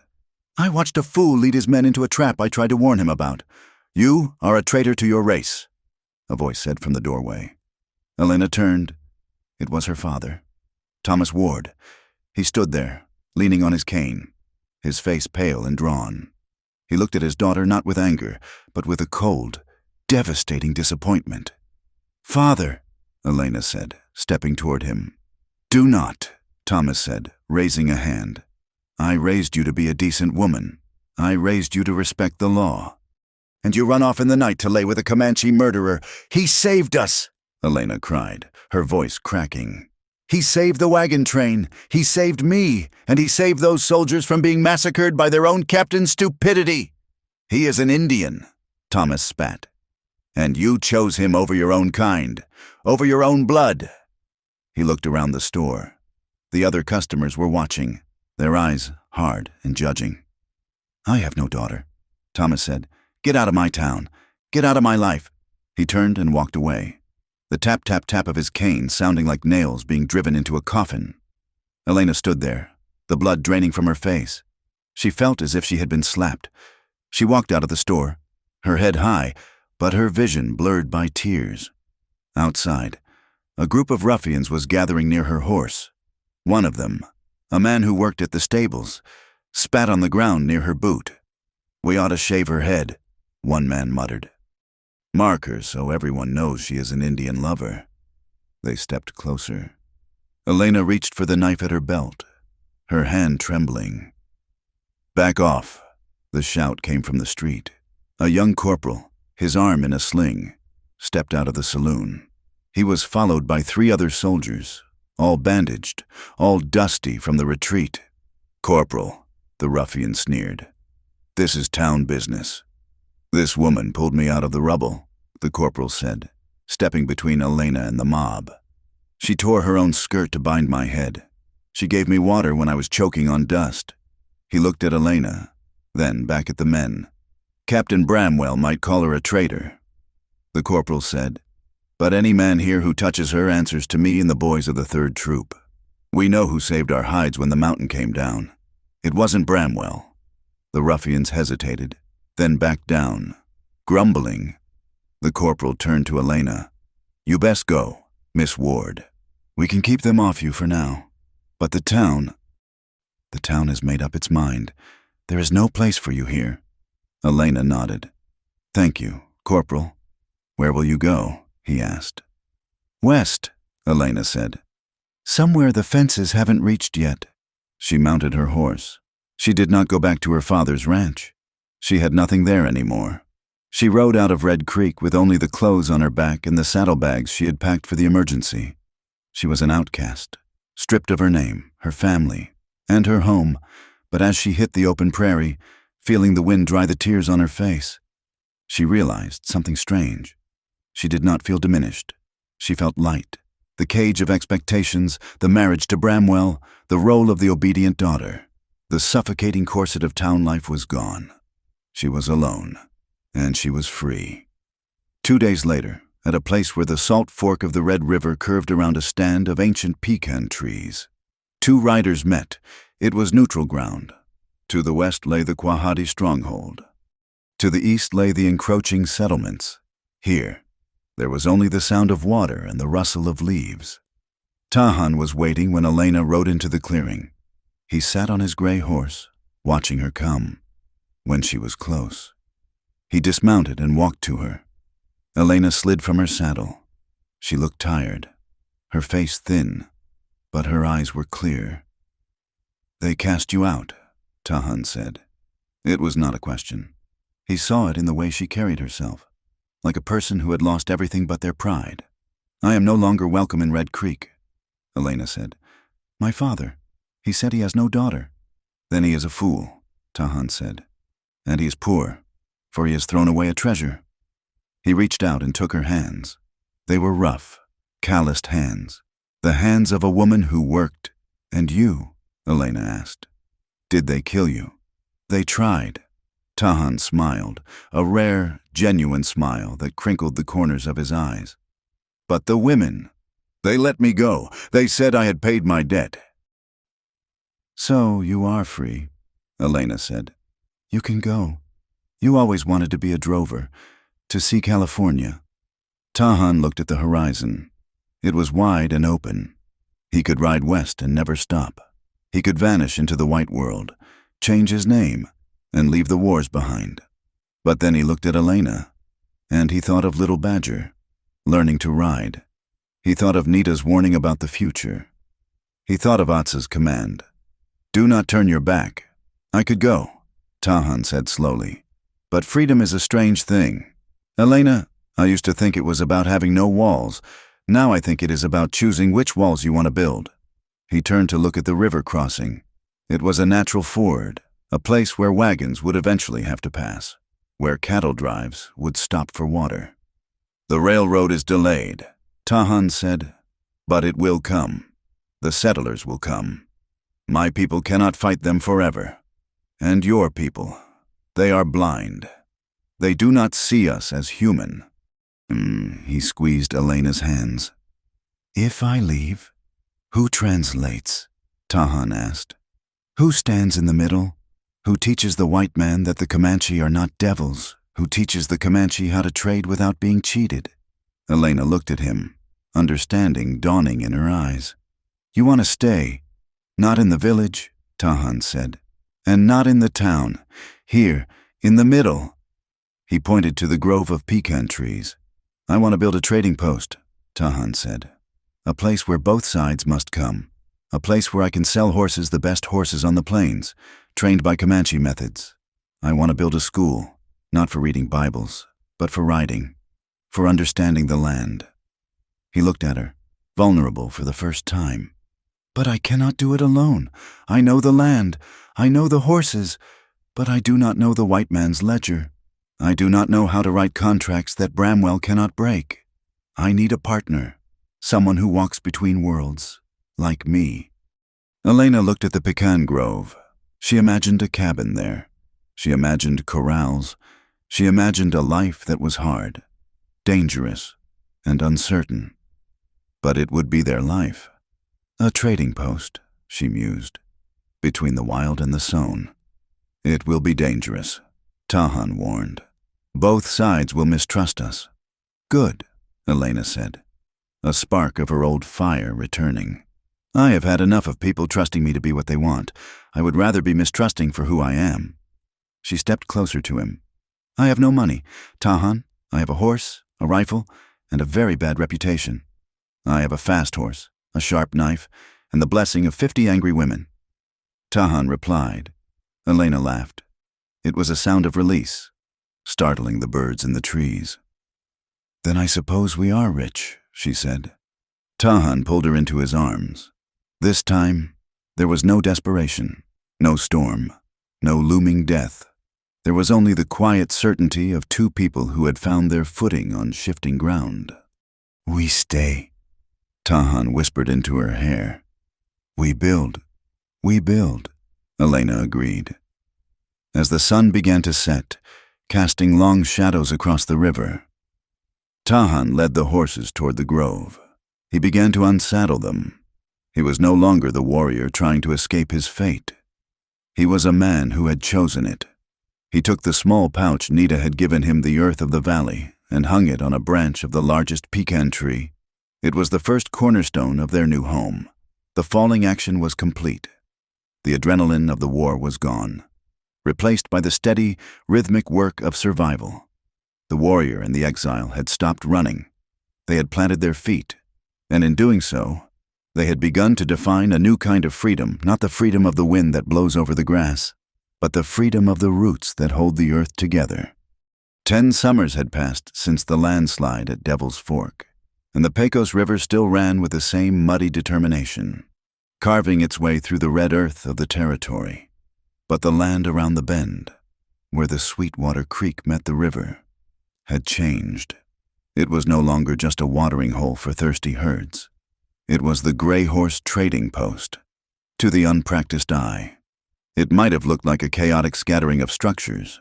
There was a main building made of rough-hewn logs and adobe, with a wide porch that offered shade from the relentless noon sun.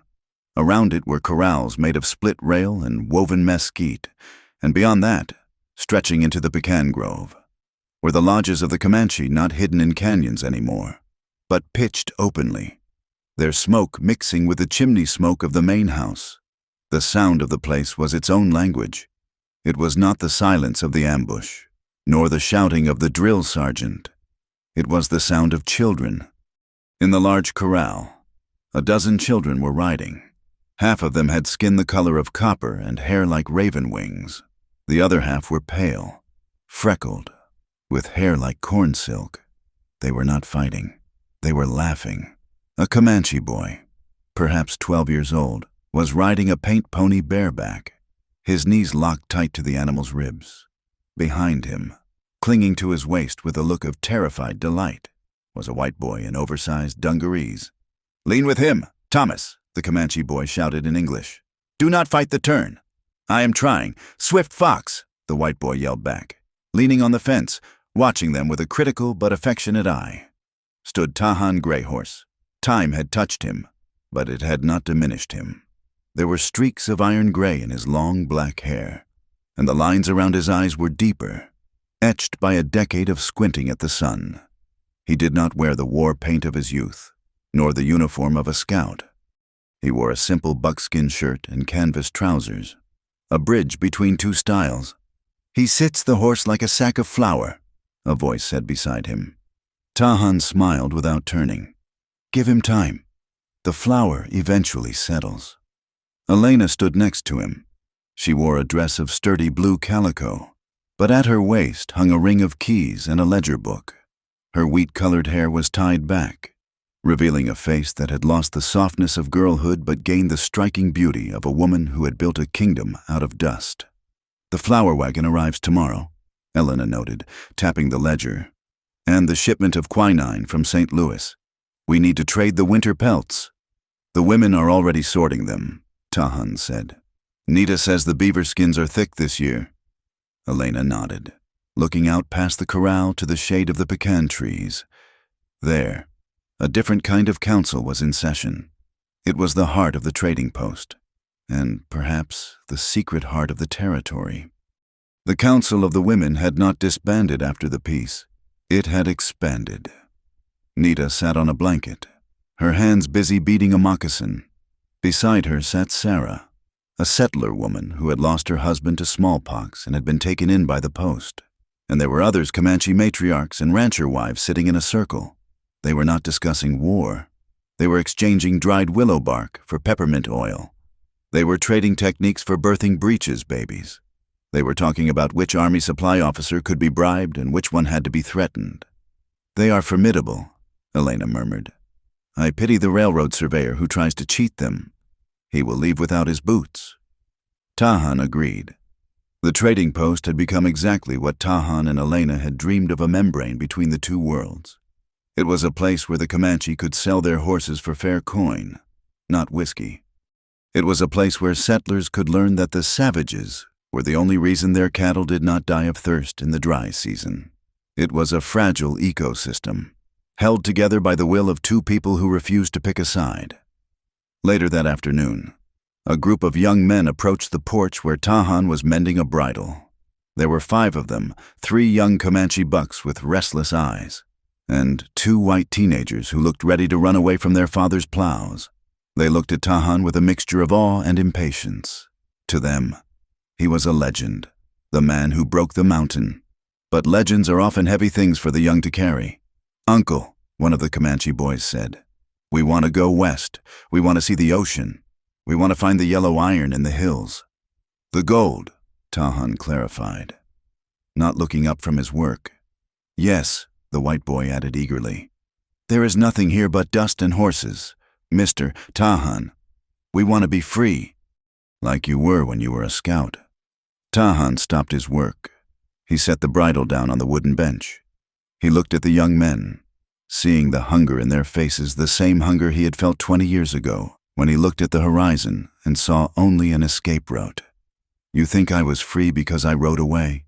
Tahan asked quietly. "You left the tribe." The boy insisted. "You went to the army. You made your own way."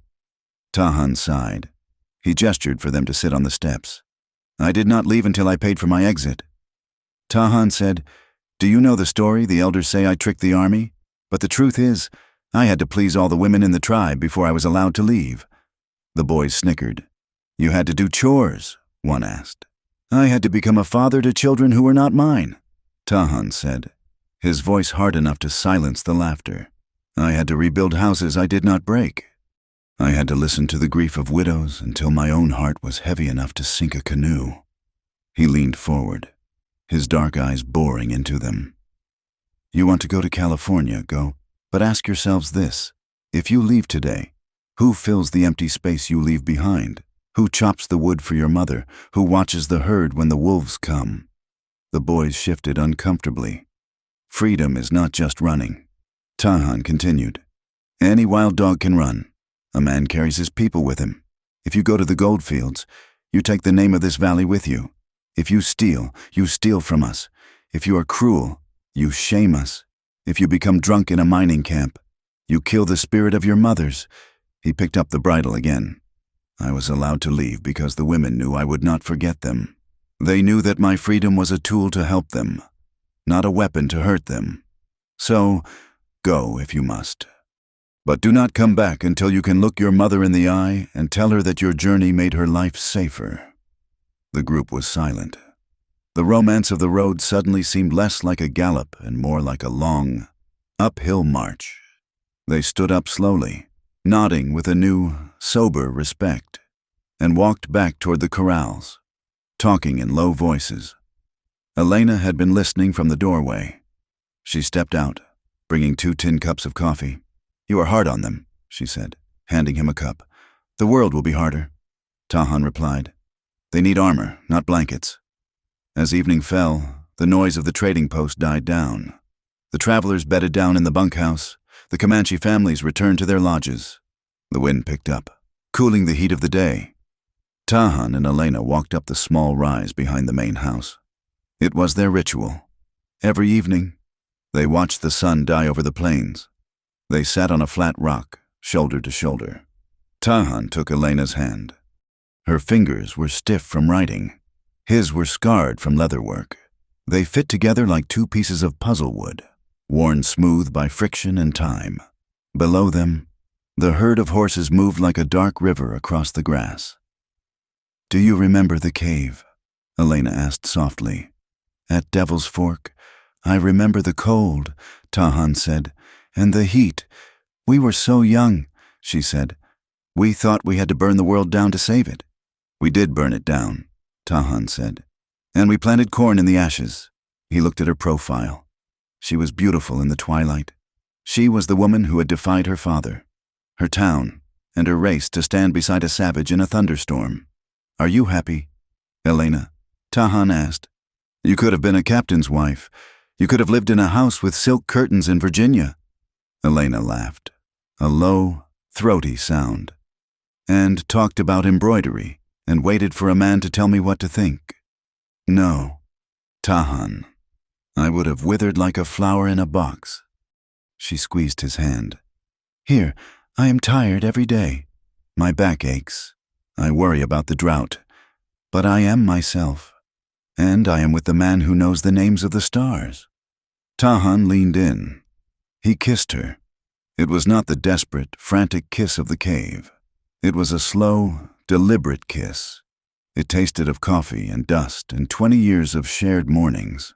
It was a kiss of profound peace, sexy in the way only deep, weathered love can be a claiming of the soul, not just the body.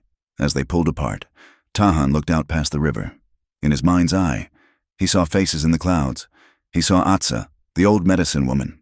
She had passed to the spirit world 5 winters ago, buried with her staff and her secrets. He saw Nita, now a grandmother, ruling her family with an iron will. He saw a walking bird and a blue flower. He realized that every step he took, every horse he sold, every treaty he negotiated, was held up by their hands. "They were right," Tahan whispered. "Who?" "The women," Tahan said. "They told me I could not leave until I pleased them. I thought it was a punishment, but it was a map. They taught me that a man is only as big as the shelter he builds for others."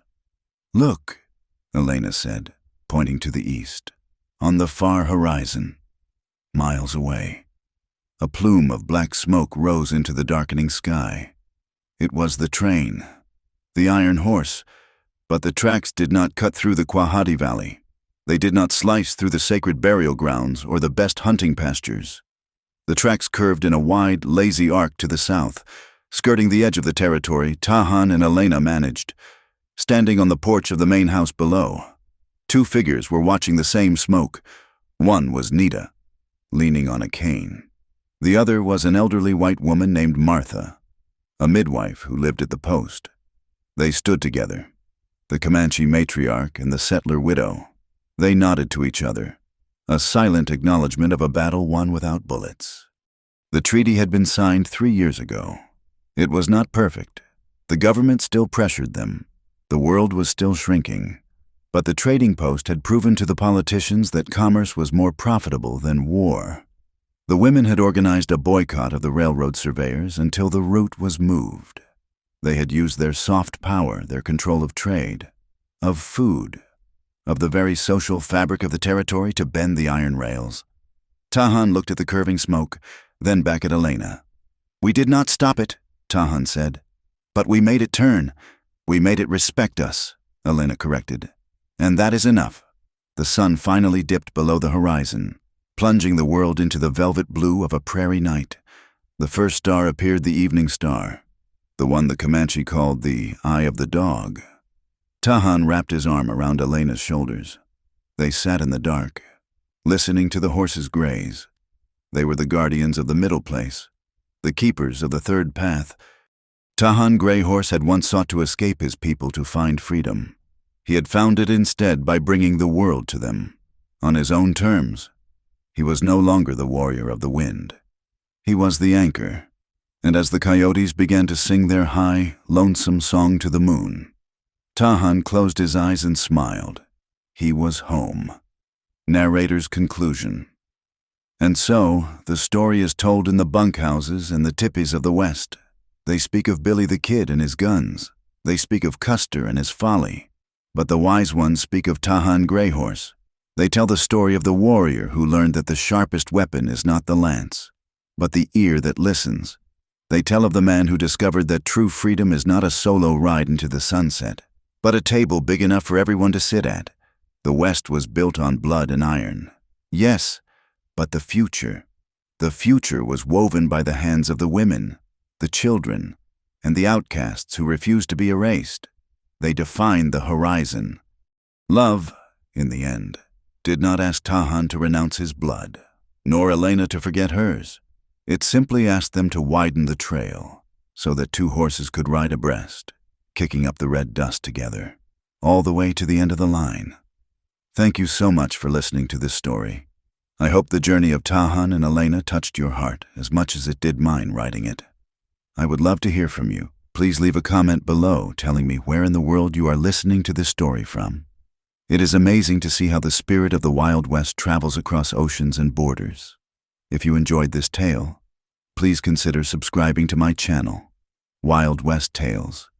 Hit that like button and smash the hype button to help this story reach more listeners. Your support keeps the campfire burning and the stories coming. Until next time, keep your eyes on the horizon.